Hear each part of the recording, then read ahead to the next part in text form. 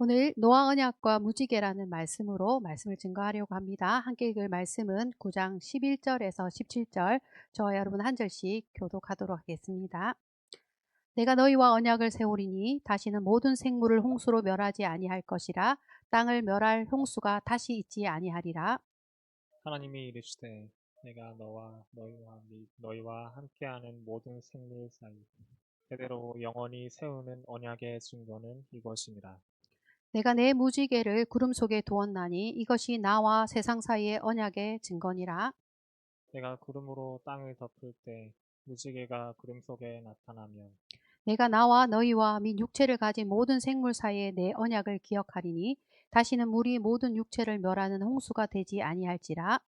무지개가 구름 사이에 있으리니 내가 보고 나 하나님과 모든 육체를 가진 땅의 모든 생물 사이에 영원한 언약을 기억하리라. 하나님이 노아에게 또 이르시되 내가 나와 땅에 있는 모든 생물 사이에 세운 언약의 증거가 이것이라 하였더라. 아멘. 인계치가 무엇인가 들어보신 적이 있나요? 인계치를 우리 생활 속에서 설명해 보자면 주전자나 커피포트로 물을 끓이잖아요. 네, 물을 끓이면 서서히 온도가 올라가다가 100도가 되면 그 물의 상태의 변화가 생기죠. 99도까지는 뜨거운 물이었는데 100도가 되면 어떤 일이 일어납니까?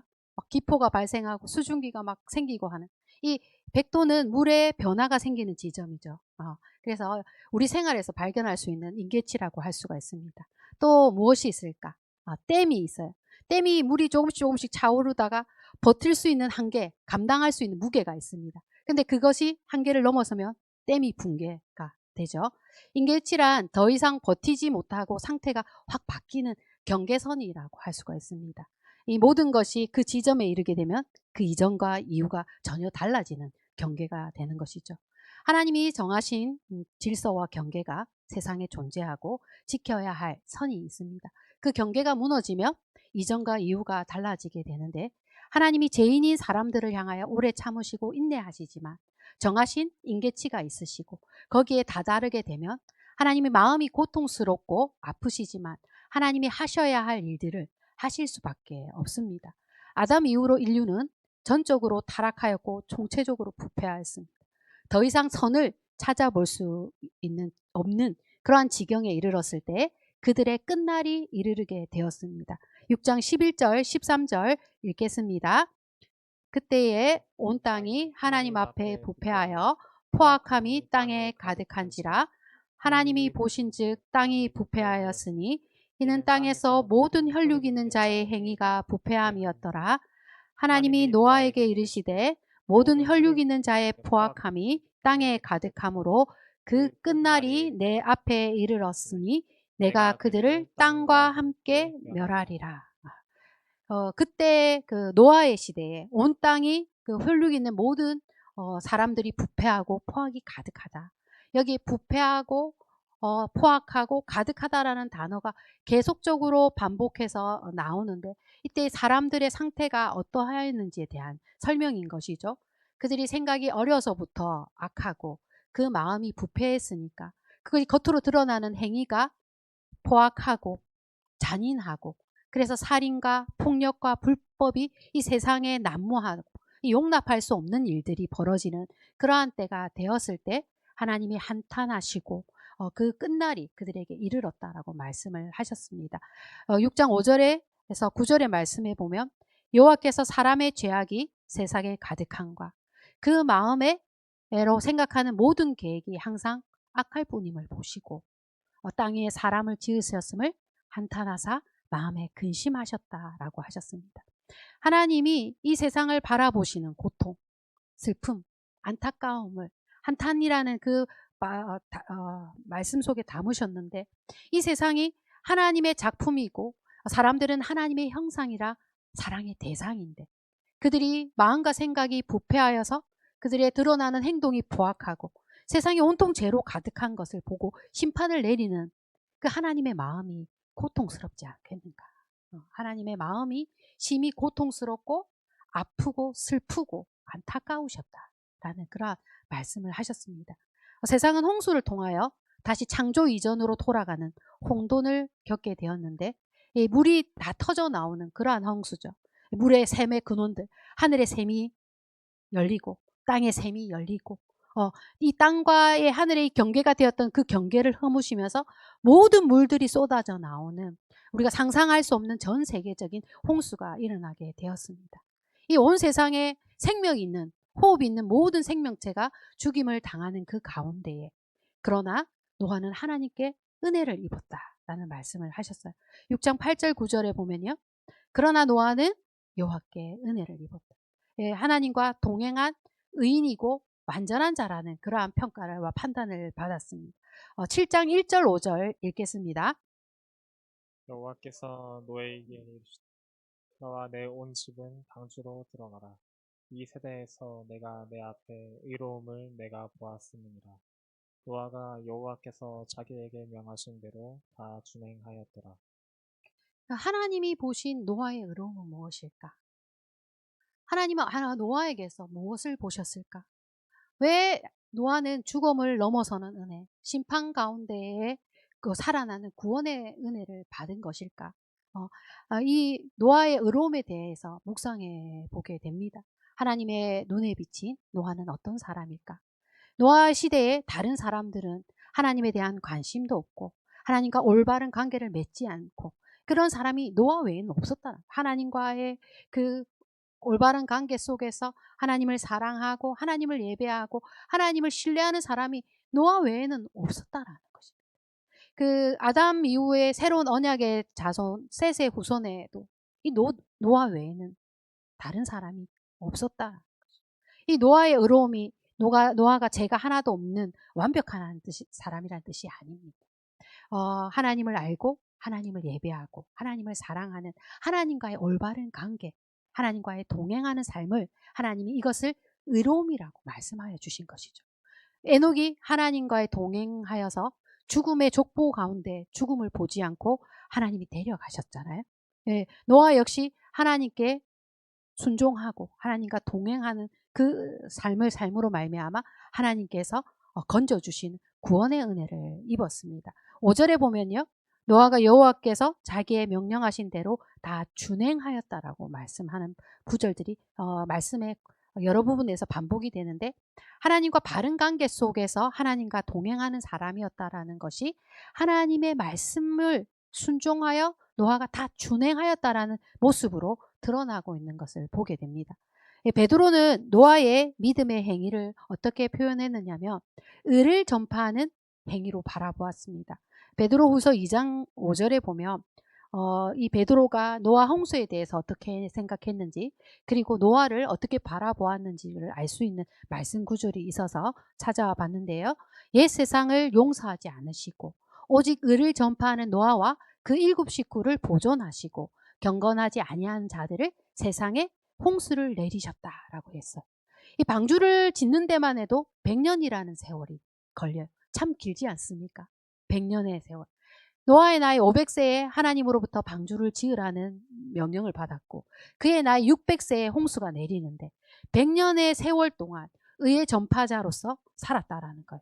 사람들에게 홍수의 심판을 알리고 생명을 보존하기 위하여 이 방주로 피신해야 된다라고 전했지만 사람들은 현실에 파묻혀서 시집가고 장가가고 그냥 그렇게 살았죠.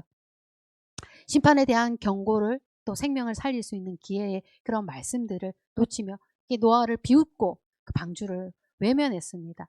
이 얼마나 어려운 인생이었을까 이 100년의 삶이 노아의 인생이 참 외롭고 힘겨운 믿음의 여정이 아니었는가 하는 그런 생각을 해보게 되는데 혹 우리 중에 누군가가 가족 중에 아무도 나 말고 아무도 예수 믿는 사람이 없고 친구들 주변에서 아무리 복음을 전하려도 거절과 상처를 받고 있고 기다려도 복음의 열매가 맺히지 않으며 이 얼마나 힘겹고 어려운 삶이 되겠는가 하는 그런 생각을 해보게 됩니다. 참 힘든 믿음의 여정을 걷고 있는 우리의 믿음의 지체들이 있습니다. 노아의 이야기를 우리가 소망으로 붙들어야 합니다. 우리에게 노아와 같이 노아로 말미암아 그 가족을 구원해 주시는 은혜, 아브라함을 기억해서 롯을 구원하시는 은혜, 하나님께서 가정과 자녀와 부모와 형제들 가운데 하나님 그러한 은혜를 이루어 주시는 줄을 믿습니다. 사도행전 16장 31절에 주 예수를 믿으라. 그리하면 너와 내 집을 구원하여 주시리라. 이 약속하신 말씀을 우리가 굳게 붙들어야 하는 줄 믿습니다. 베드로는 노아를 향하여 의를 전파하는 사람이라고 하였죠. 100년 동안 방주를 짓고 있는 사람을 매일 바라보고 있으면 어떻게 되겠습니까? 이 바닷가도 아닌데 배를 짓고 있고 하루 이틀도 아닌데 그 많은 세월을 계속적으로 이 방주를 짓고 있는 그 노아를 보는 것이 시각적으로 눈에 보이는 설교고 가장 강력한 하나님의 경고의 메시지가 아니겠습니까? 이 매일매일 이 방주를 짓는 그 하루하루의 삶이 하나님과의 동행이고 하나님을 향한 신뢰고 하나님께 믿음을 보이는 노아의 의로움이라는 생각을 해보게 되었습니다. 히브리서 기자는 이러한 노아를 향하여 의의 상속자라고 하였습니다. 히브리서 11장 7절을 함께 읽겠습니다. 믿음으로 노아는 아직 보지 않은 일에 경고하심을 받아 경외함으로 방주를 준비하여 그 집을 구원하였으니 이로 말미암아 세상을 정죄하고 믿음을 따르는 의의 상속자가 되었느니라. 우리 모두 믿음을 따르는 의의 상속자가 되어서 이 믿음의 길을 걷고 있는 줄을 믿습니다. 노아를 향하여 방주에 들어가라. 너와 내 집을 구원하시겠다. 하나님께서 노아와 언약을 세우시는데요. 이것이 성경에 가장 최초로 등장하는 언약의 순간입니다. 그래서 언약을 세우시는 하나님을 우리가 이 시간에 만나볼 수가 있습니다. 하나님이 우리 노아의 이야기 속에 언약을 세우시는 하나님. 6장 17절 18절의 말씀에 보면 내가 홍수를 땅에 일으켜 무릇 생명의 기운이 있는 모든 육체를 천하에 멸절하리니 땅에 있는 것들이 다 죽으리라. 그러나 너와는 내가 내 언약을 세우리니. 그렇지만 너하고는 그렇지 않다. 너는 내가 언약을 세울 것이다. 너와 내 아들들과 내 아내와 내 며느리들과 함께 그 방주로 들어가라. 내가 너의 방주로 들어가서 너의 생명을 구원하여 주실 것이다 라는 그 언약을 세우고 계신 거예요. 이 온 세상이 다 멸절하고 모든 생명이 다 죽는 가운데 하나님이 노아와 언약을 세우시면서 너는 내가 내 언약을 세울 것이다. 내 아내도 내 며느리들도 방주로 들어가라. 왜 이런 언약을 세우시는 것인가?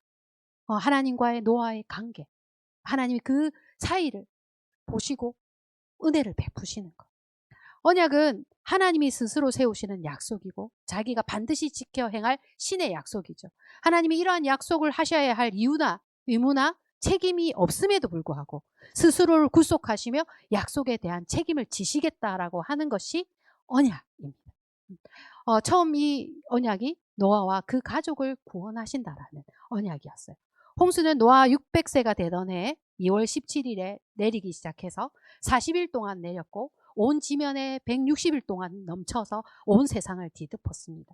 그때 8장 1절에서 5절에 하나님의 말씀이 있는데 같이 읽어보기를 원합니다.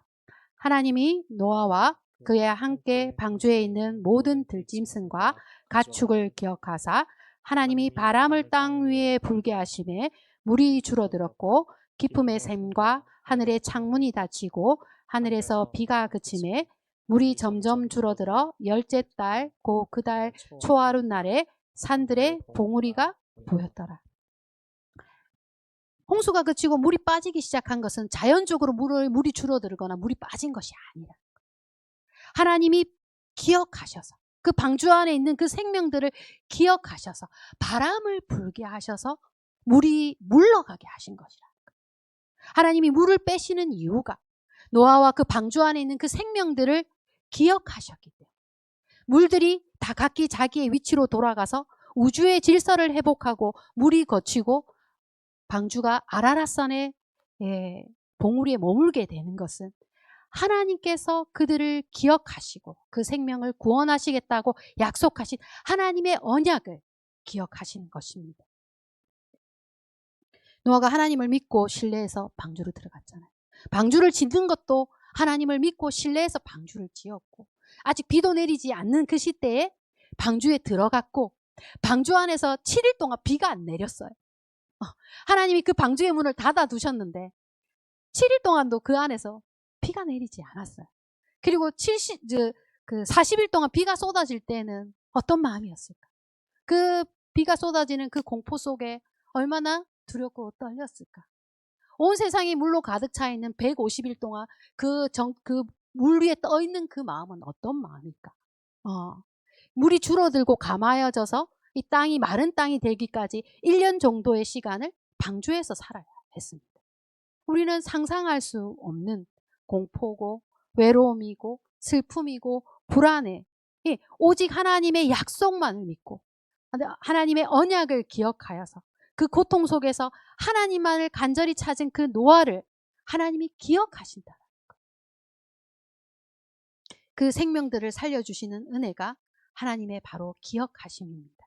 때문에 성도는 어떠한 경우에라도 믿음으로 견디고 두려움을 이기고 하나님이 살려주신다라는 약속을 믿고 간절히 주를 찾고 의지해야 합니다.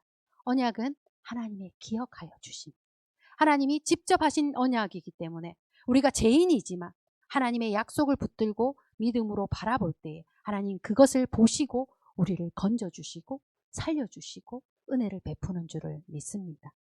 애굽에서 종살이하던 이스라엘의 고통을 돌아보시고 아브라함과의 언약을 기억하셔서 그들을 홍해에서 출애굽하게 하셨던 그 은혜도 하나님의 기억하시는 은혜였습니다. 예수 그리스도 안에서 모든 사람을 구원하여 주시는 것도 영접하는 자 곧 그 이름을 믿는 자들에게 하나님의 자녀가 되는 권세를 주신다란 그 하나님의 약속을 하나님이 기억하시기 때문입니다. 우리가 주님의 약속을 붙들고 그 믿음으로 살아갈 때 하나님은 우리를 기억하실 것입니다. 우리가 하나님을 약속을 붙들고 그 믿음으로 살아갈 때 하나님 우리를 기억하실 것이다. 제가 이 설교 말씀을 하면서 이 구절을 마음에 또다시 새기고 또 내 이불을 통해서 이야기를 해봤어요. 그래, 하나님의 약속을 붙들고 내가 믿음으로 살 때 하나님 나를 기억하실 것이다. 방주에서 나온 노아와 그 가족들은 감사의 예배를 드렸고 그들은 아담에게 주셨던 복을 주시며 하나님께서 다시 언약을 하십니다. 9장 1절 7절에 보면요. 하나님이 노아와 그 아들들에게 복을 주십니다. 아담에게 복을 주시듯이 새로운 인류 노아와 그 아들들에게 복을 주셨습니다. 창세기 1장에 생육하고 번성하고 땅에 충만하라 말씀하셨던 그 축복을 노아에게도 하고 계십니다. 생육하고 번성하고 땅에 충만하라. 이것은 홍수의 심판이 그 목적이 하나님께서 이 창조의 목적을 잃어버린 이 홍수 이전의 옛 세상을 심판하시고 물로 정화하셔서 새로운 창조의 역사를 써내려가게 하시려고 하시는 목적이었다라는 걸 알 수가 있습니다. 이 심판의 목적은 하나님께서 이 노아를 통하여 하나님의 창조의 목적대로 살아갈 수 있는 은혜와 그 시간들을 허락하고 계시다라는 걸 우리가 알 수 있는 그러한 말씀이었고요. 그 옛 세상은 부패와 타락과 포악함으로 가득하였죠. 살인과 폭력과 잔인함으로 그 땅에 살인과 이러한 일들이 많이 일어났었는데 하나님께서 금지의 명령을 주셨습니다. 9장 5절 6절입니다. 같이 읽겠습니다. 내가 반드시 너희의 피 곧 너희의 생명의 피를 찾으리니 짐승이면 그 짐승에게서 사람이나 사람의 형제면 그에게서 그의 생명을 찾으리라. 다른 사람의 피를 흘리면 그 사람의 피도 흘릴 것이니 이는 하나님이 자기의 형상대로 사람을 지으셨습니다.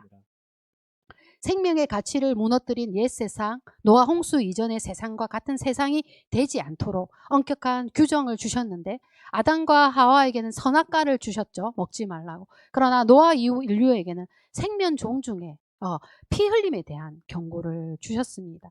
이 모든 생명을 보존하시고자 하시는 하나님의 뜻이 있으셨는데요. 또한 이 변하지 않고 영원한 무지개 언약을 주셨어요. 다시는 홍수로 이 세상을 멸하지 않겠다라는 언약입니다. 9장 11절 17절 같이 읽겠습니다.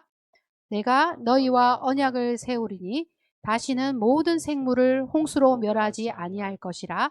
땅을 멸할 홍수가 다시 있지 아니하리라. 하나님이 이르시되 내가 나와 너희와 및 너희와 함께하는 모든 생물 사이에 대대로 영원히 세우는 언약의 증거는 이거니라. 내가 내 무지개를 구름 속에 두었나니 이것이 나와 세상 사이의 언약의 정건이라. 이 언약의 대상이 누가 다 포함이 되어 있습니까? 여기에 노아 가족들과 모든 생명 있는 모든 존재와 언약을 맺으신 것이고요. 그 언약의 내용은 다시는 물로 이 세상을 심판하지 않는다라는 그러한 언약이고 그 증표로 무지개를 주셨습니다. 이 언약이 아직도 죄인인 우리가 다시 죄를 지을 것을 아시면서도 그 죄로 말미암아 이 땅을 심판하지 않는다라는 그 무지개의 언약을 주셨다라는 것, 하나님의 무한한 자비요 크신 은혜라는 생각을 해보게 됩니다. 아침에 해가 뜨는 걸 볼 때, 해가 지는 일몰을 볼 때, 파종과 추수의 계절을 볼 때마다, 그리고 하늘의 무지개를 볼 때마다 하나님이 얼마나 성실하게 언약을 지키고 계시는지를 우리가 바라볼 수 있기를 원합니다. 사랑하는 미라클 가족 여러분, 무지개를 최근에 보신 적이 있습니까? 말씀을 준비하면서 내가 무지개를 언제 보았지? 아주 오랫동안 무지개를 못 본 것 같더라고요. 이 아파트와 빌딩 속에서 살고 잘 걷지도 않고 차를 타고 지하 주차장에서 지하 주차장으로 다니니까 이거 비가 개이는 순간에 잠시 보이다 사라지는 무지개를 볼 기회가 없는 것은 좀 당연한 일이다 라는 생각이 들어서 그래서 제가 기도를 했습니다. 하나님 올해 아름다운 무지개, 선명한 무지개를 한번 꼭 보게 해 주시기를 원합니다 라고 기도를 했는데요. 무지개는 하나님의 언약의 증표로 주신 것이죠. 하늘에 걸린 그 무지개를 보면서 하나님이 세우신 영원한 언약을 기억하고 이 피조 세계를 더 이상 물로 심판하지 않으시겠다라고 주신 그 약속과 이 심음과 거둠과 추위와 이 계절의 변화 속에서 생태계를 유지시켜 주시는 그 생명을 보존하시는 이 노아의 언약이 지금도 얼마나 신실하게 하나님이 그 약속을 지키시고 계신지를 보여주시는 보편적인 언약이고 영원한 언약입니다. 설교를 할 때 본문을 고르는 것이 얼마나 어려움이 되는 줄 알고 계십니까? 노아의 홍수 이야기를 하고 싶은데 이렇게 생각. 나는 노아의 홍수 얘기가 왜 하고 싶은 거지? 내 스스로에게 질문을 해봅니다. 노아의 홍수 얘기가 왜 중요한지, 그 얘기를 왜 하고 싶은 건지 스스로에게 이제 질문을 했는데요. 노아의 홍수 얘기가 왜 중요한가? 첫 번째는요, 옛 세상이 왜 심판을 받았는지, 그리고 심판 후에 어떤 세상을 열렸는지가 아는 것이 중요하다는 것이죠. 하나님의 심판의 목적이 파멸이나 사라지는 것이 아니라 하나님이 창조하신 창조의 목적대로 새롭게 하시고자 하신 새 창조의 뜻을 가지고 계셨다는 거예요. 예수 그리스도 안에서 우리에게 주실 새 하늘과 새 땅의 약속이 우리에게 있습니다. 그렇죠? 예수님이 다시 오시는 재림의 날을 기다리면서 새 하늘과 새 땅에서 하나님이 창조하신 창조의 목적이 온전히 이루시는 그 하나님의 나라를 바라보는 말씀이기 때문에 노아의 홍수 이야기는 중요한 말씀입니다. 노아의 홍수 이야기 왜 중요했을까? 노아의 한 사람의 의로움을 보시고 노아에게 속한 노아의 가족을 전부를 구원해 주시는 이 이야기는 예수 그리스도의 의로움으로 예수 그리스도에게 속한 모든 사람을 구원하시는 이야기를 담고 있기 때문에 중요한 이야기입니다. 우리가 예수의 사람이면 하나님이 그것을 기억하셔서 우리를 구원해 주시기 때문에 흔히 교회를 방주라고 하죠. 이 세상을 살리는 구조선입니다. 한 사람이라도 더 태워서 생명을 구조하는 사명이 노아가 의의 전파자, 의의 상속자였던 것처럼 교회와 성도가 그러한 사명으로 부르심을 받았습니다. 세 번째, 노아의 홍수 얘기가 왜 중요한가? 언약을 세우시는 하나님을 만나는 것입니다. 최초의 언약이 등장하자 하나님에게는 언약의 대상이 있고 언약의 내용이 있고 하나님이 얼마나 그 언약을 신실하게 지키시는가를 보여주는 이야기가 이 노아의 홍수의 이야기에 있습니다. 노아에게 하신 첫 번째 언약은 노아의 그 가족의 생명을 구원하는 구원의 언약이 있었고 무지개의 언약은 온 세상의 인류의 생명과 생태계를 보호하신다라는 그러한 언약을 하신 것이잖아요. 예, 언약을 세우시는 하나님을 만나는 것은 참으로 중요합니다.